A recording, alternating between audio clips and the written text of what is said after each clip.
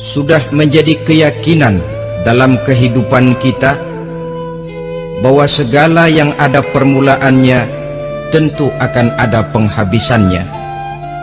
Setiap yang punya awal mesti akan punya akhir. Tidak ada keabadian dalam kehidupan dunia ini.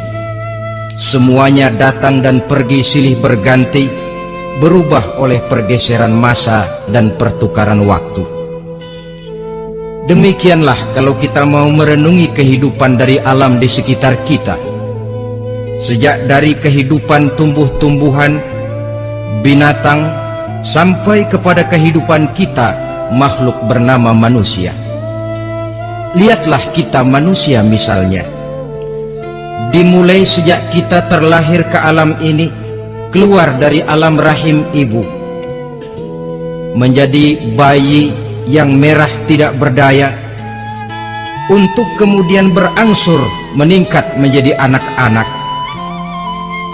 Dari kehidupan anak-anak berubah lagi kita menjadi remaja dengan segala keceriaan dan kelincahannya, dan dari masa remaja naik lagi kita memasuki usia dewasa, untuk kemudian berangsur memasuki hari tua.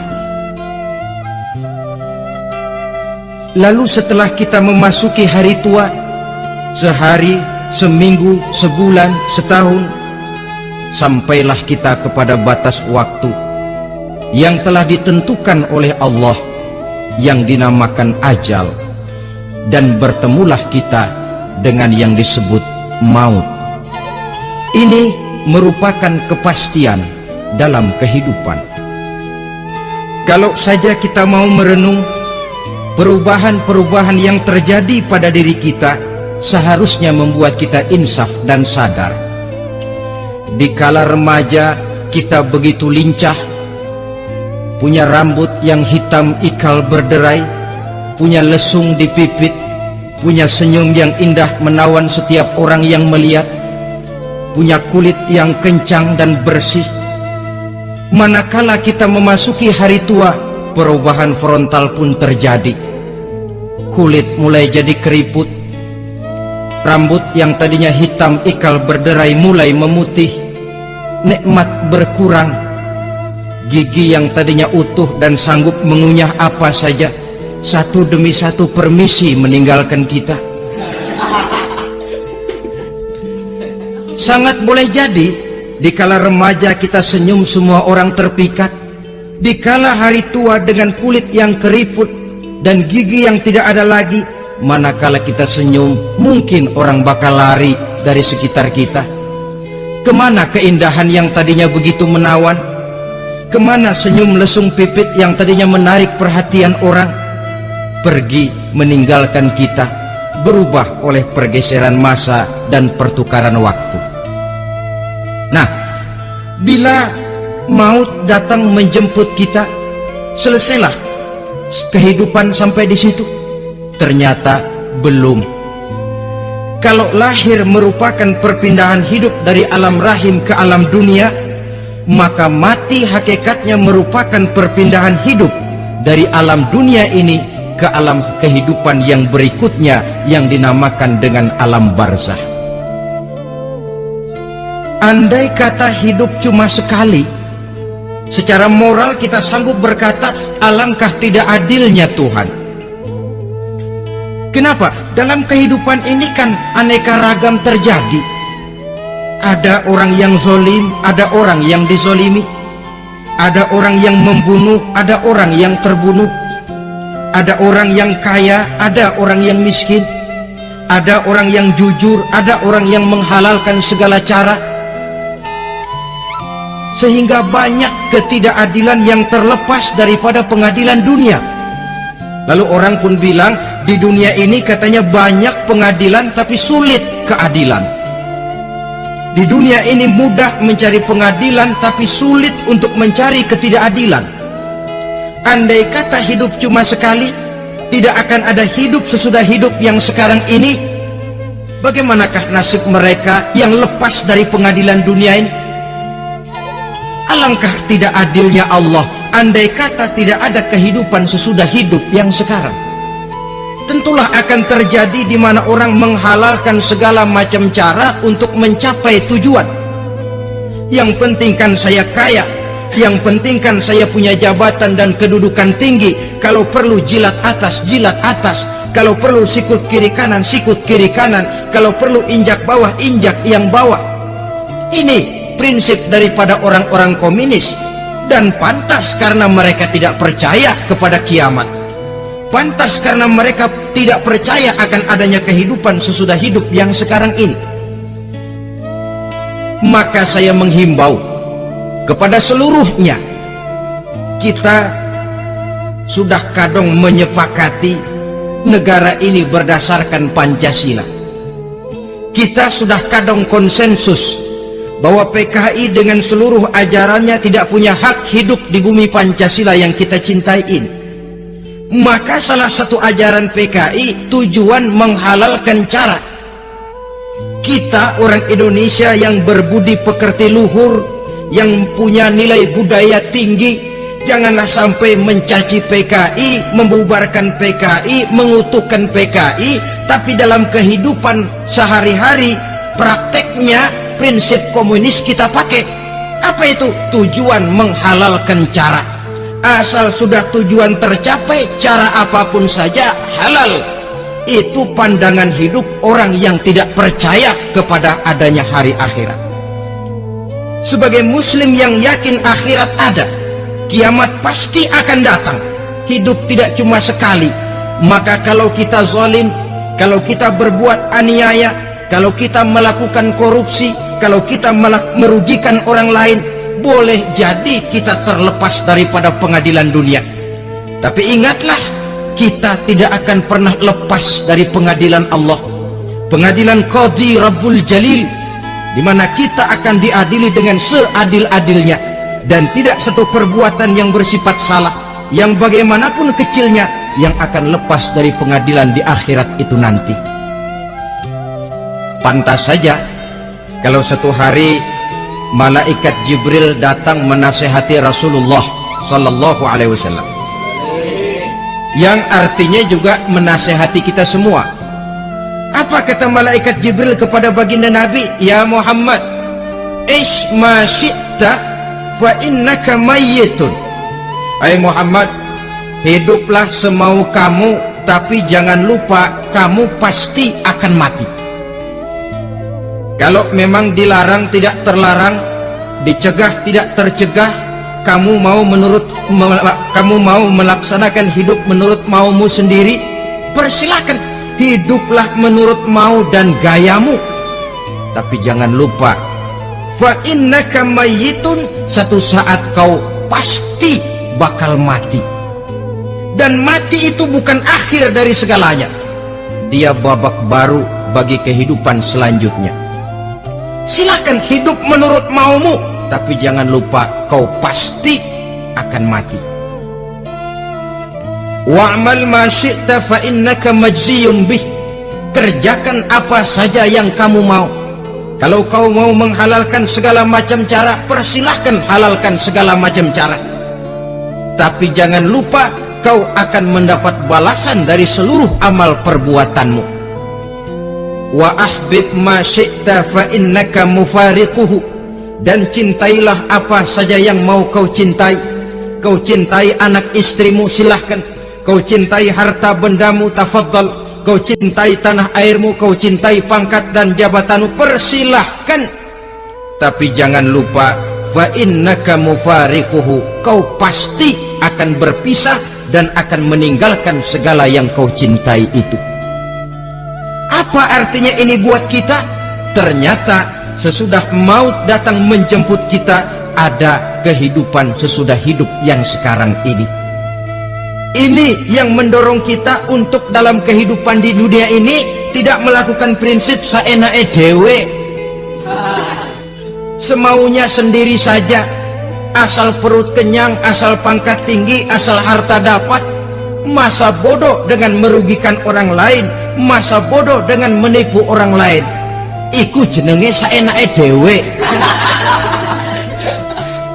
Muslim tidak diajarkan Ingat manusia, setelah kau mati, setelah kiamat datang, kau akan dibangkitkan, kau akan dimintakan pertanggungan jawab tentang kehidupan yang sekarang ini. Saudara hadirin, oleh sebab itu kalau kita bicara soal kiamat, soal akhirat, ini memang masalah yang gaib, yang sepenuhnya tidak bisa dicernakan dengan kemampuan penalaran intelektual. Dasar di dalam membicarakan ini tidak lain adalah iman kita kepada Allah Subhanahu wa ta'ala. Bukan cuma zaman sekarang, dari zamannya Nabi. Orang itu kalau sudah bicara kiamat, bicara akhirat, ada yang ragu-ragu, ada yang menolak sama sekali. Bukan dari zaman sekarang, dari zaman dulu. Pernah kok satu saat Rasulullah itu dakwah menceritakan, saudara-saudara, akan terjadi kiamat di mana Allah akan membangkitkan manusia dari kuburnya untuk memintakan pertanggungan jawab.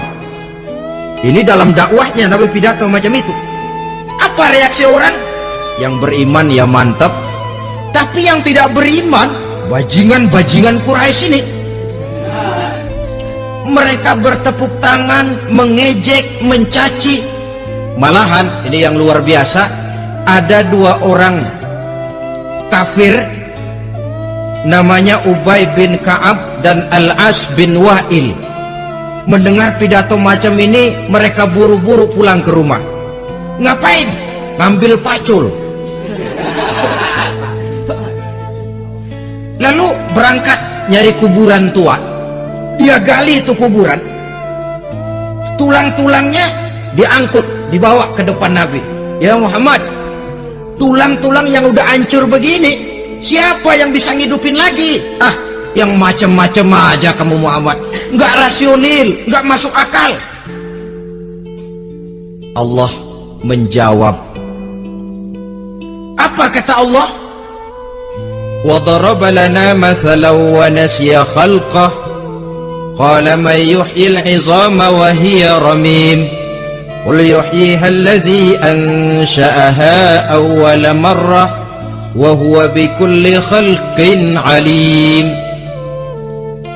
Mereka memberikan perumpamaan kepada kami, kata Allah. Mereka melupakan asal kejadiannya. Mereka bertanya, siapa yang sanggup menghidupkan tulang belulang yang sudah hancur kayak begini? Qul yuhyiha allazi ansha'aha awwala marrah. Katakan kepada mereka Muhammad, yang akan menghidupkannya adalah Dia yang telah menciptakannya pertama kali dulu. Kalau Dia sanggup menciptakan, Dia tentu lebih sanggup lagi untuk mengembalikan reproduksi ciptaan itu sebagaimana semula.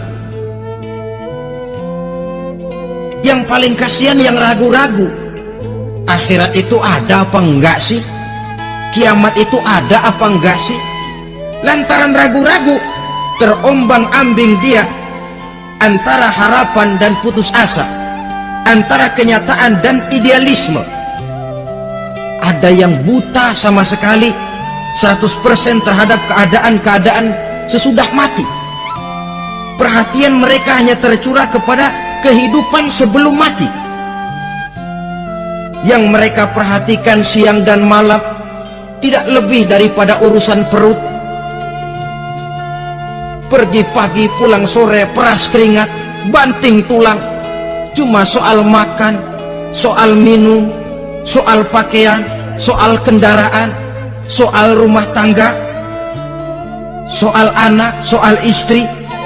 Yang mereka pentingkan hanya soal-soal politik misalnya, ekonomi, pembangunan dan industri.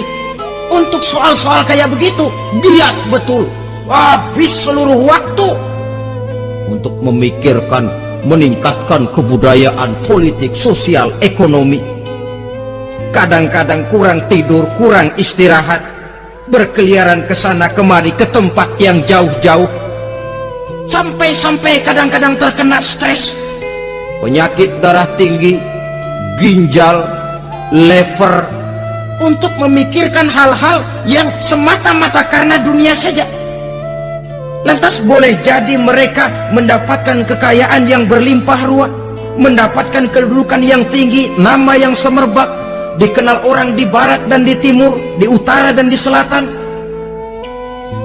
Tetapi alangkah kecewanya mereka jikalau datang ajal menjemput nyawa, mati mereka, meninggalkan harta yang banyak, nama yang masyhur. Mereka disebut dengan jasa-jasanya. Radio memberitakan, TV menyiarkan, koran-koran memuat. Bahkan nama mereka kadang-kadang dikenang 2-3 tahun setelah wafatnya. Tetapi dalam pada itu, roh mereka merintih, mengeluh, menderita, karena dilemparkan oleh Allah ke tempat-tempat yang kotor. Penyesalan yang sudah tidak akan ada gunanya lagi. Saudara-saudara kaum muslimin rahimakumullah, oleh karena itu kehidupan akhirat bukanlah dongeng dan takhayul, bukan khurafat dan hayalan. Kehidupan akhirat, hari kiamat, adalah kebenaran dan kepastian. Dalam surah Al-Hajj ayat ke-7, Allah Subhanahu wa ta'ala menyatakan, wa anna as-sa'ata atiyatun la raiba fiha wa anna Allah yab'atsu man fil qubur, dan bahwasanya kiamat itu sesungguhnya adalah sesuatu yang pasti dan tidak ada keraguan-raguan lagi di dalamnya, dan bahwasanya Allah sungguh-sungguh akan membangkitkan manusia dari kuburnya masing-masing. Nah, kalau kita sudah yakin kiamat sesuatu yang pasti adanya, akhirat sesuatu yang pasti adanya, dari mana pembicaraan tentang kiamat ini kita mulai? Tentu dari diri kita. Marilah kita mencoba melihat proses perjalanan hidup ini sampai kita memasuki kiamat. Hadirin, tidak ada makhluk secantik manusia. Tidak percaya? Pernah keragunan? Nah, saudara masuk ke kebun binatang, segala macam makhluk ada di situ, ratusan macam jenis binatang. Bandingkan dengan saudara, kira-kira cakep mana?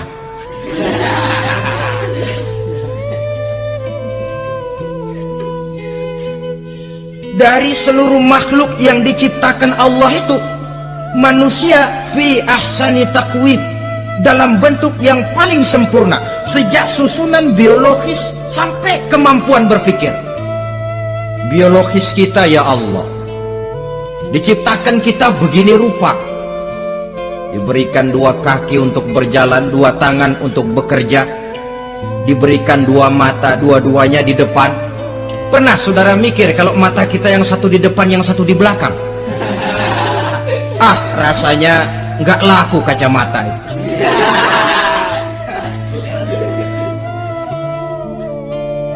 Diberikan hidung dengan 2 lubang, tahu betul Allah ke bawah lagi lubangnya. Coba pikir kalau lubang hidung kita menghadap ke atas. Aduh, kalau musim hujan repot jagain hidung. Laqad khalaqnal insana fi ahsani taqwim. Sungguh telah kami ciptakan manusia dalam bentuk kejadian yang paling sempurna ketimbang makhluk-makhluk Allah lainnya. Nah, kesempurnaan manusia ini oleh karena hidupnya terdiri dari 2 unsur pokok. Pertama unsur jasmani dan kedua unsur rohani, jasad dan roh. Jasad yang terlihat sekarang ini, potongan saudara yang ngejedok di depan saya ini jasad saudara. Ini yang berasal dari saripati makanan yang dimakan oleh bapak ibu kita. Lalu hasil kerjasama yang baik antara ibu dengan bapak, terwujudlah kita. Kalimat langsungnya, jasad ini berasal dari tanah yang tadi berubah dari bayi, remaja, dewasa, meningkat hari tua. Yang berubah itu jasmani kita. Kenapa? Karena jasmani itu materi, benda, daya tahannya terbatas. Dia berubah oleh pergeseran massa dan pertukaran waktu. Apa ada orang makin tua makin cakep? Jasmani oleh karena dia materi, dia berubah oleh pergeseran masa dan pertukaran waktu. Nah, yang menyebabkan jasmani itu bergerak karena ada roh di dalamnya. Ini yang menyebabkan kehidupan. Ini yang menjadi sumber kehidupan, pusat kesadaran dan pengertian dalam kehidupan manusia. Tanpa roh dalam diri kita, maka jasad kita. Pernah lihat orang mati? Nah, itu kalau orang mati, coba perhatikan. Apanya yang kurang? Kupingnya masih ada, tapi sudah tidak sanggup mendengar. Matanya masih lengkap, tapi tidak mampu melihat. Jangankan melihat, terbuka saja tidak. Mulutnya masih ada, tapi sudah tidak bicara lagi. Telinganya cukup, tapi sudah tidak sanggup mendengar. Kakinya lengkap, tapi tidak mampu lagi berjalan. Apa penyebabnya itu? Ternyata jasmani kita, jasad ini, manakala sudah ditinggalkan oleh roh, dia tidak akan bisa berdaya apa-apa. Tidak mampu berjalan, tidak pula berbuat, tidak pula bekerja apapun saja. Saudara-saudara, dua-duanya punya kebutuhan. Jasmani ada kebutuhannya, rohani pun ada kebutuhannya. Jasmani yang jelas perlu makan, perlu minum, perlu tidur, perlu pakaian, dan sebagainya. Nah, apabila saat berpisah datang, ajal sampai, berpisahlah roh dan jasad. Dan itulah yang dinamakan dengan maut. Jadi, apa sih mati itu? Mati adalah berpisahnya roh dengan jasad. Sebab itu Islam sangat menganjurkan kita untuk banyak-banyak mengingat mati. Bagaimana caranya mengingat mati? Pertama, mati itu kan pasti. Kira-kira yang hadir di sini ada yang nggak mati nggak kira-kira? Semuanya bakal mati kan? Berani? Sekarang mau? Saudara, sebenarnya kalau kita merenung lebih jauh, orang itu tidak perlu takut mati. Walaupun tidak boleh terlalu berani menghadapi mati. Karena bagaimanapun takutnya kita kepada mati, toh dia pasti datang. Bagaimanapun beraninya kita mati, kalau belum ajal, dia tidak mati juga. Jadi muslim itu kan harus berani menghadapi hidup dan tidak takut menghadapi mati. Mati adalah sesuatu yang pasti. Muslim dianjurkan banyak-banyak mengingat mati dalam kehidupan. Caranya bagaimana? Pertama, berziarah, nengokin teman yang sakit. Ya? Suka nengokin teman yang sakit enggak? Oh, itu pahalanya kata Nabi. Menengok orang yang sedang sakit lebih afdol daripada sholat sunnah 1000 rakaat. Apa pernah saudara sembahyang sunnah sampai 1000 rakaat? Nengokin orang sakit pahalanya lebih afdol daripada itu. Kenapa menengoki orang sakit mengingatkan kita kepada mati? Iya ya, ini teman saya yang kemarin seger banget, bercanda sama saya, ketawa sama-sama, sekarang terbaring tidak berdaya, hilang kemampuannya, hilang keceriaannya, sakit.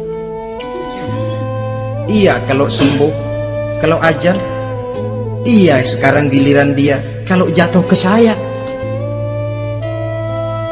Lalu menghibur teman dengan kata-kata yang enak, yang akan mendatangkan sugesti supaya dia cepat sembuh. Jangan nengokin orang sakit, jujur, sakit apa lu? Perut. Emang teman gua kemarin sakit begini mati ya?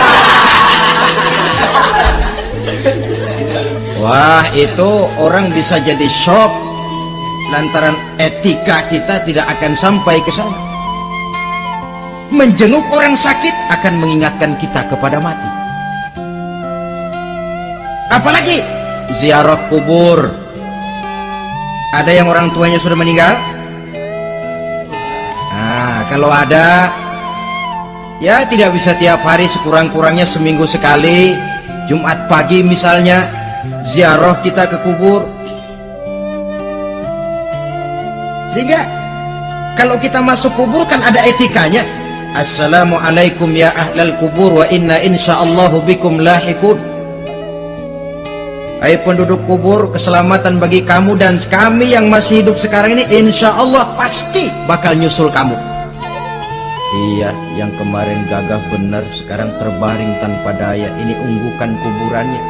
Yang kemarin ada sekarang sudah tidak ada. Kemana dia? Kami satu saat pasti akan begini. Ingat mati. Lalu apalagi yang bisa membuat kita ingat kepada mati? Mengawal jenazah.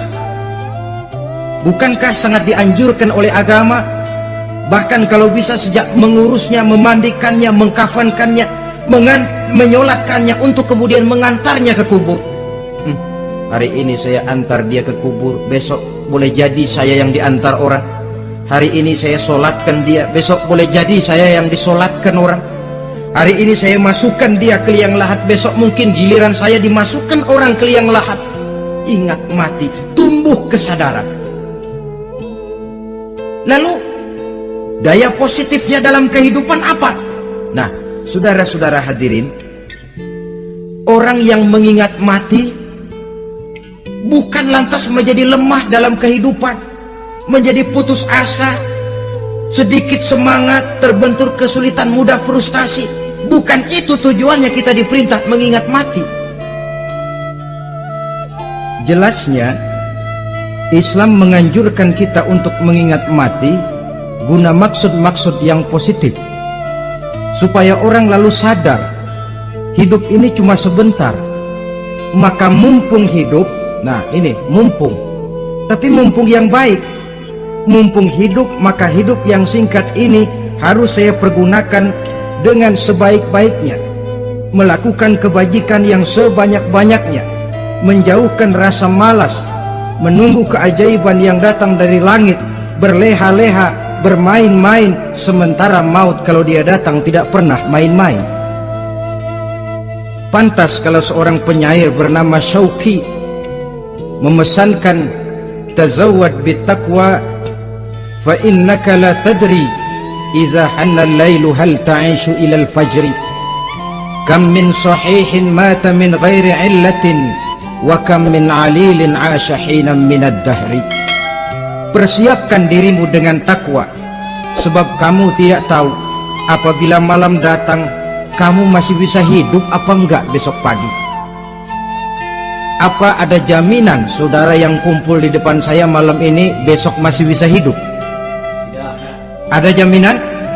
Tidak ada sama sekali. Kam min sahihin mata min ghairi illatin. Berapa banyak orang sehat mati nggak pakai sakit lagi. Sebabnya kadang-kadang ringan saja. Ada yang cuma jatuh di kamar mandi mati. Ada yang cuma ketiban pensil. Iya, kalau ketiban pensil 3 peti masa nggak mati. Ta'addadatil asbab wal mautu wahid. Sebabnya boleh jadi macam-macam, tapi mati satu juga, yaitu mati. Dia seperti kelapa yang terlalu tua jatuh ke bawah, yang kembang baru keluar pun jatuh ke bawah. Itulah mati. Dia datang menjemput yang bayi, dia datang mengambil yang anak-anak, dia datang juga kepada yang remaja, kepada yang dewasa, kepada yang tua sekalipun. Jangan yang remaja lalu berpikir, gua rasanya masih jauh banget sama mati. Ini sesuatu yang pasti, yang kita tidak pernah diberitahu kapannya. Kalau dikasih tahu kapannya kan kita bisa, umpama malaikat maut datang ke rumah saya, saudara Zainuddin kau mati 80 tahun lagi. Wah, saya kan berhitung, masih lama, poya-poya aja dulu Tapi ini tidak pernah diberitahu kepada kita. Lantaran tidak diberitahu itulah kita perlu bersiap-siap dengan selalu mengingat-ingat mati yang mendorong kita untuk berbuat positif. Satu contoh peringatan mati yang mendatangkan positif pada peristiwa ketika turun perintah hijrah. Ketika di Mekah sudah terpepet turun perintah hijrah. Ini sahabat yang berangkat hijrah, jangan dikira semua bulat hati. Ada yang mikir, kalau saya hijrah berangkat dari Mekah ke Madinah, nanti di tengah jalan dicegat oleh kafir Quraisy lalu dibunuh, pan mati saya. Takut mati. Allah peringatkan, kullu nafsin za'iqatul maut. Kamu disuruh hijrah saja takut mati, padahal kamu tahu semua yang hidup bakalan mati. Diam saja di Mekah mati, hijrah ke Madinah pun akan mati. Mendengar ayat ini, Sayyidina Umar bin Khattab seperti dibakar semangatnya. Kalau sebagian sahabat hijrah sembunyi-sembunyi, beliau mau hijrah itu malah bajingan Quraisy dikumpulkan dekat Ka'bah. Pidato, ya ma'syara Quraisy, hei dedengkot Quraisy, dengerin, besok pagi yang namanya Umar bin Khattab mau hijrah dari Mekah ke Madinah. Siapa yang kepengen kepalanya berpisah dengan badannya, persilahkan cegat Umar di jalanan. Besok dengan tenang dia berangkat hijrah, gak ada yang berani nyegat. Tuh Quraisy juga barangkali mikir, gue ngapain nyegat penyakit. Begitu ingat mati, timbul semangat juang, timbul semangat berbuat. Ini ingat mati yang positif, bukan yang melemahkan semangat.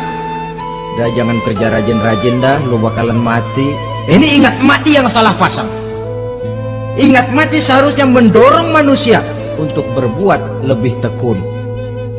Allah memberikan peringatan, qul innal mauta alladzi tafirruna minhu fa innahu mulaqikum. Katakan, maut yang kamu akan melarikan diri daripadanya, yang kamu takuti benar dia pasti akan datang menjemput kamu. Saudara-saudara hadirin yang saya hormati, datangnya memang tidak kita harapkan yang namanya maut, tapi sekali dia datang tidak ada pintu tempat kita lari. Dia memang tidak pernah kita undang, tapi sekali dia datang mengetok pintu, kekuatan apa yang bisa menolak? Dia sebuah tanda seru dalam kehidupan. Apa yang menyebabkan orang takut mati? Pertama barangkali karena dia tidak tahu bagaimana kehidupan sesudah mati. Alam kubur gelap, alam akhirat gelap, sehingga dia bingung. Lantaran bingung lalu jadi takut. Yang kedua, boleh jadi oleh bayangan-bayangan dosa yang pernah dia kerjakan di dunia ini. Kerjanya cuma menumpuk dosa. Dia gembira, bahagia, tertawa di atas tumpukan dosanya, merasa segan berpisah dengan seluruh kehidupan ini, sehingga boleh jadi maut adalah sesuatu yang ditakutkannya benar dalam kehidupan. Tapi bagaimanapun takutnya, tidak ada tempat lari dari dia. Dalam ayat lain Allah jelaskan, aynama takunu yudrikumul mautu walau kuntum fi burujim musayyadah. Di mana saja kamu berada, dalam benteng yang paling tangguh sekalipun, maut pasti akan datang menjemput kamu. Nah, bagaimana caranya maut datang menjemput kita? Bila datang dia, sang malaikat pencabut nyawa, malaikat Israel namanya, hendak mengambil roh kita. Dalam suasana macam begitu, di akhir kehidupan dunia, dalam berhadapan dengan sakaratul maut, terbagilah manusia dalam dua bagian besar. Pertama, yang menghadapi sakaratul maut itu dengan husnul khatimah, baik di akhirnya, sehingga pada saat ruhnya berpisah dengan jasadnya, kelihatan dia seperti senyum, mukanya cerah. Bahkan sebelum itu boleh jadi dia sempat meninggalkan pesan-pesan yang baik. Ada yang sempat azan, ada yang sempat baca Quran. Pernah kan nemui orang yang mau mati seperti itu? Yang sempat azan, yang sempat baca Quran, yang sempat meninggalkan wasiat-wasiat yang baik. Sebab apa? Malaikat maut datang menjemput mereka juga dengan baik-baik. Dicabut ruhnya perlahan-lahan, tapi sungguh pun perlahan-lahan. Pedihnya, sakitnya tetap tiada tara. Rasulullah Sallallahu Alaihi Wasallam, dikala beliau hendak berhadapan dengan sakaratul maut, diceritakan mencelupkan tangannya ke dalam gelas berisi air, lalu mengusapkannya ke muka beliau seraya berdoa, "Ya Allah, mudahkan saya dalam menghadapi sekarat ini." Beliau juga yang mengatakan bahwa sakitnya sakaratul maut sama dengan 300 kali bacokan pedang. Sehingga kita diajarkan doa. Di antara doa selamat itu kan ada, Allahumma hawwin alaina fi sakaratil. Ya Allah, mudahkan saya di dalam menghadapi sakaratul maut itu. Ketika ruh ini keluar dari jasad, mata masih mengikuti ruh itu. Jika kadang-kadang ada yang matanya terbelalak dan tidak sempat ditutup, terbuka terus, mengikuti ruh itu keluar dari jasadnya. Adapun golongan kedua, manusia yang ketika berhadapan dengan sakaratul maut mendapatkan su'ul khatimah, jelek di penghabisannya. Sekaratnya sudah setengah mati, lalu jelek juga di akhirnya, mati dalam keadaan yang tidak baik, tidak terpuji. Ada yang lagi megang kartu, mati. Ada yang lagi di tempat ngadu ayam, mati. Ada yang lagi di tempat pelacuran, mati. Ada yang lagi megang botol minuman keras, mati. Nih barangkali malaikat maut gemes banget nariknya, lu bajingan, lu tarik terus ya. Mati su'ul khatimah. Makanya bagus itu. Kadang-kadang di majelis-majelis taklim kan sering dibaca, ya Allah biha, ya Allah biha, ya Allah bihusnil khatimah. Kan ada itu? Ada enggak? Saudara hadirin, mohon agar oleh Allah kita diberikan husnul khatimah, baik di saat ruh akan berpisah dengan jasad. Ini sesuatu yang pasti. Sang malaikat maut datang menjemput nyawa. Setelah ruh berpisah dari badan, maka tinggallah sang badan, ditangisi oleh semua yang kita tinggalkan. Sehingga kepada putrinya Fatimah, ketika malaikat maut datang hendak menjemput baginda Nabi, beliau berkata kepada anaknya, Fatimah, kamu tahu siapa yang datang? Saya tidak tahu, Bapak. Yang datang hadimul lazat, itu dia yang menghancurkan seluruh kesenangan dunia. Wa qati'us syahwat, yang memisahkan kita dengan seluruh yang kita cintai. Dia malaikat maut, Pak. Manakala jasad sudah ditinggalkan oleh roh, itulah yang dikerubungi orang. Anak menangis, istri menangis, orang tua bersedih, teman-teman merasa kehilangan, menangisi jasad. Diuruslah jasad kita, dimandikan sebagaimana mestinya, dikafankan dengan kain putih 3 lembar. Itu yang hendak kita bawa kembali ke tempat asal kita. Pakaian sutra, jas yang mereknya Switzerland wool, kain yang Samarinda, sepatu yang Belly atau Beltoni, jam tangan yang Rolex, kendaraan yang serba mewah, tidak ada yang menyertai kita. Kain putih 3 lembar itu saja lagi. Demi setelah dikafankan, dibujurkan kita menghadap ke arah kiblat, orang banyak pun datang menyolatkan kita dengan 4 takbir, diiringi dengan doa. Lalu upacara pelepasan, berangkat kita meninggalkan anak, istri, suami, kampung halaman, tanah air, bahkan alam dunia ini. Selamat tinggal alam dan seluruh isinya. Tinggallah yang tinggal, saya akan kembali ke tempat asal dari mana saya datang untuk kembali mempertanggungjawabkan seluruh perbuatan saya dalam kehidupan ini. Manakala upacara pelepasan selesailah sudah, dimasukkan kita ke keranda jenazah, digotong orang, bismillah wa ala millati rasulillah,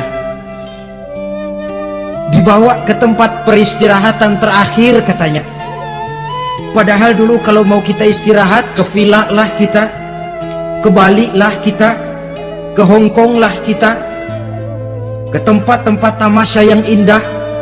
Oh, rupanya akan sampai juga perjalanan menuju tempat peristirahatan terakhir yang luasnya tidak akan lebih dari 2 kali 1 meter. Diusung orang kita, diantarkan orang banyak. Manakala sampai ke atas liang lahat, pengusung jenazah dibuka, diturunkan kita ke liang lahat, dibaringkan. Gumpalan tanah akan jadi bantal kita, muka dibuka, dihadapkan ke arah kiblat. Setelah itu ditutup liang lahat kita dengan kayu. Masih belum kurang, diuruk dengan tanah. Yang menguruk orang-orang yang tadinya mencintai kita, menyayangi kita. Tapi ketika jasad sudah ditinggalkan ruh, habis rupanya cintanya. Coba jasad kalau sudah ditinggalkan ruh, 3 hari aja di rumah serem. Ya mayit, siapa yang betah nemenin mayit? Lalu bila upacara pemakaman selesai, maka berusahalah semuanya. Para pengantar akan kembali ke rumahnya masing-masing. Maka masuk kita ke alam kehidupan, yaitu yang disebut alam barzakh atau alam kubur. Apa selesai hidup sampai di situ? Tidak. Hanya beberapa langkah setelah yang mengantar kita pulang. Diriwayatkan dalam hadis Bukhari dan Muslim, bila seseorang sudah diletakkan di kuburnya, lalu yang mengantar kembali pulang, maka roh si mayit akan dapat mendengar bunyi terompah orang yang pulang itu. Bunyi terompahnya terdengar. Datang 2 malaikat menanyakan dia dengan pertanyaan-pertanyaan yang kalau bisa dijawab dengan betul, 2 malaikat yang bernama Munkar Nakir akan bilang, jawabanmu betul, tenanglah kau di sini, naumatal arus, tidurlah kau di sini seperti tidurnya pengantin. Orang yang baik-baik di alam kuburnya akan mendapat nikmat kubur, sehingga masa penantian yang lama. Sebab jangan lupa, kita masuk ke kubur itu kan menunggu sampai datangnya hari kiamat. Jadi kalau kiamat umpama masih 1000 tahun lagi, ya 1000 tahun kita menunggu. Orang yang baik-baik penantian di alam kubur, kata malaikat, naumatal arus, tidurlah kamu seperti tidurnya pengantin. Bagaimana sih tidurnya pengantin? Nggak berasa. Iya, kata anak sekarang, endah aja udah. Begitu menerusin pagi, kata lakinya, malam sebentar bener ya Neng. Sebentar betul katanya malam. Iya, tentu saja tidak terasa. Kenapa? Dia tidak pernah memikirkan waktu, terbawa oleh kenikmatan dan kelezatan yang dirasakannya dalam kehidupan. Tapi orang kafir, orang yang dosanya bertumpuk, tidak sanggup menjawab pertanyaan 2 orang malaikat, maka dia akan mendapat azab di alam kuburnya terus menerus siang dan malam sampai datangnya hari kiamat.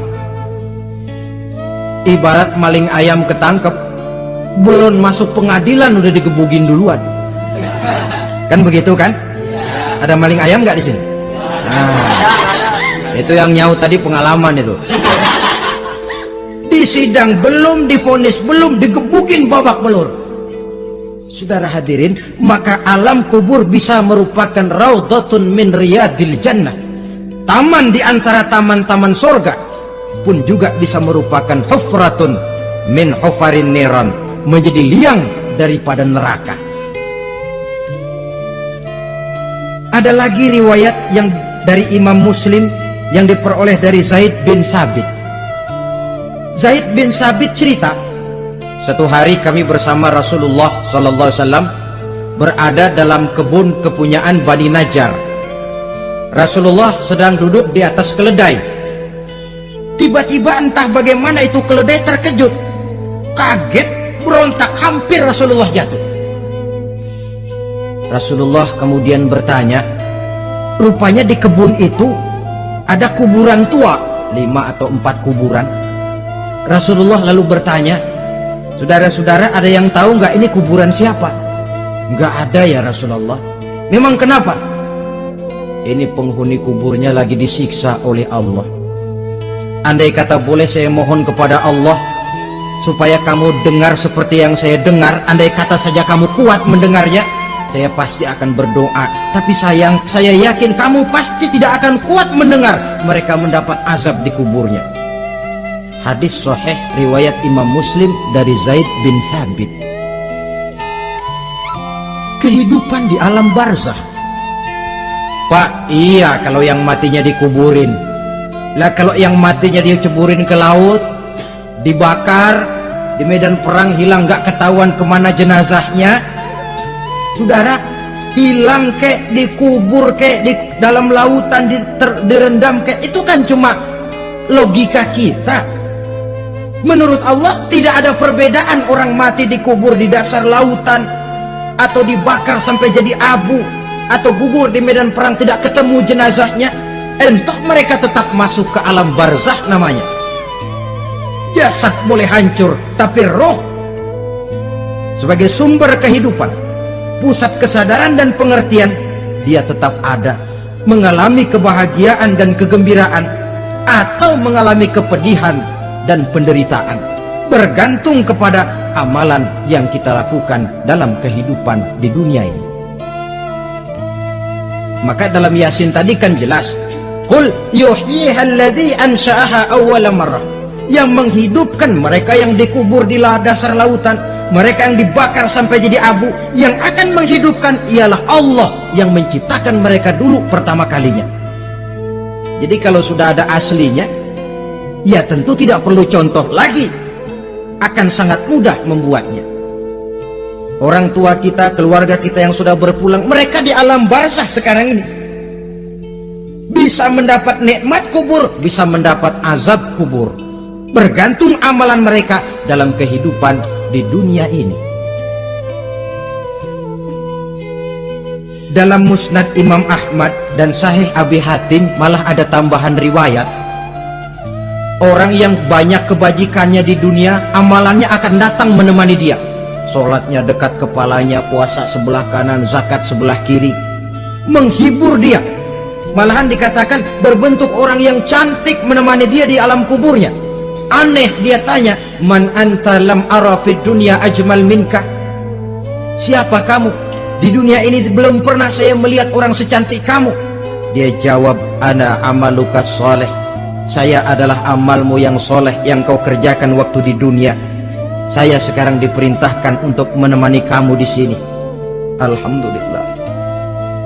Sedangkan amalnya yang jahat akan datang dalam bentuk yang menyeramkan menemani dia di sana. Bayangin deh, di kuburan ditemenin yang serem-serem. Sama juga di dunia. Di dunia, kalau kita di tempat gelap ditemenin orang cakep, enak nggak? Wah, pengalaman. Tapi coba bayangin, sudah tempatnya gelap, yang nemenin jelek nggak ketulungan, gerah kita. Nah, saudara hadirin yang saya hormati, lalu bagaimana tempat arwah-arwah yang sudah kembali menghadap Allah yang disebut mustaqarrul arwah itu? Macam-macam tingkatannya sesuai dengan profesi dan amalannya waktu di dunia. Ada roh-roh itu yang setelah pisah dengan jasad, artinya mati, ditempatkan di tempat yang disebut a'la iliyin, tempat yang tertinggi.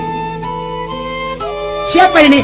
Arwahnya para nabi dan para rasul. Ini fi a'la iliyin, di tempat yang tertinggi. Arwahnya para nabi, arwahnya para rasul. Dan karena kita bukan nabi, bukan rasul, ya jangan mimpi dapat tempat fi a'la iliyin, kecuali kalau Allah menghendaki. Itu hak prerogatif Allah, tapi kan tidak adil kalau Allah melakukan itu. Ini kelompok roh-roh yang masuk golongan VIP, the first class, para nabi, para rasul. Lalu ada pula roh-roh itu yang setelah pisah dengan jasadnya diumpamakan seperti burung-burung hijau yang berterbangan di perkebun-kebunan surga. Roh siapa mereka ini? Rohnya para syuhada, orang-orang yang mati syahid gugur membela agama. Nah, ini bedanya orang mati syahid dengan pahlawan, ya. Apa bedanya syuhada dengan pahlawan? Kalau syuhada, orang yang gugur membela agama, niatnya karena Allah, mati syahid. Kalau pahlawan, orang yang gugur membela negara, orang yang dianggap berjasa kepada pemerintah. Klimaksnya, kalau orang mati syahid jelas surga, tapi pahlawan belum tentu surga. Kenapa? Bergantung kepada negara macam apa yang dibelanya dan pemerintah model mana yang dibelanya. Di negara-negara komunis misalnya, banyak nggak pahlawan? Dengan sekian tanda jasa yang mati di medan perang dan sebagainya. Kira-kira pahlawan komunis masuk surga enggak? Ya, kalau pahlawan komunis masuk surga, kita enggak kebagian kapling di surga barangkali. Inilah bedanya pahlawan dengan orang mati syahid. Kemudian ada pula roh itu yang tertahan di pintu surga. Tertahan di pintu surga. Ini seperti tadi, orang yang mati syahid tapi masih ada kaitan di dunia. Rasulullah pernah ditanya orang, ya Rasul, kalau saya maju ke medan perang bela agama, mati syahid, apa saya masuk surga? Iya, masuk surga. Kecuali kata Nabi, kalau masih punya utang. Nah, tertahan di pintu surga. Ada pula roh itu yang tertahan di alam kuburnya. Ini umumnya seperti tadi itu, ada mempunyai dosa, mempunyai kesalahan, sehingga merasakan azab kubur. Ada juga roh itu yang tertahan di permukaan bumi. Mereka yang dalam hidup selalu menumpuk dosa-dosa yang besar, meninggal sebelum keburu untuk bertaubat. Saudara hadirin yang saya hormati, inilah yang kita khawatirkan. Sebab jikalau pada saat roh sudah datang, jikalau saatnya roh datang berpisah dengan jasad, menemukan sakaratul maut, saat itu taubat sudah tidak akan ada gunanya lagi. Masuk ke alam kubur, mendapat azab kubur sampai datangnya hari kiamat. Berapa lama di alam kubur ini? Menunggulah kita sampai datang saatnya kiamat. Nah, saudara-saudara, apa tanda-tanda hari kiamat? Kapan dia akan datang? Bagaimana hal ihwal manusia pada saat terjadi kiamat? Bagaimana alam ini? Bagaimana perhitungan di padang mahsyar? Insya Allah akan saya ungkapkan pada bagian kedua dari ceramah ini. Insya Allah kita akan lanjutkan pembicaraan ini sampai kepada terminal paling akhir, surga dan neraka. Inilah saja pertemuan kita pada kesempatan kali ini. Terima kasih banyak atas segala perhatian. Mohon maaf atas segala kekurangan. Wabillahi taufiq wal hidayah. Wassalamualaikum warahmatullahi wabarakatuh. Waalaikumsalam warahmatullahi wabarakatuh.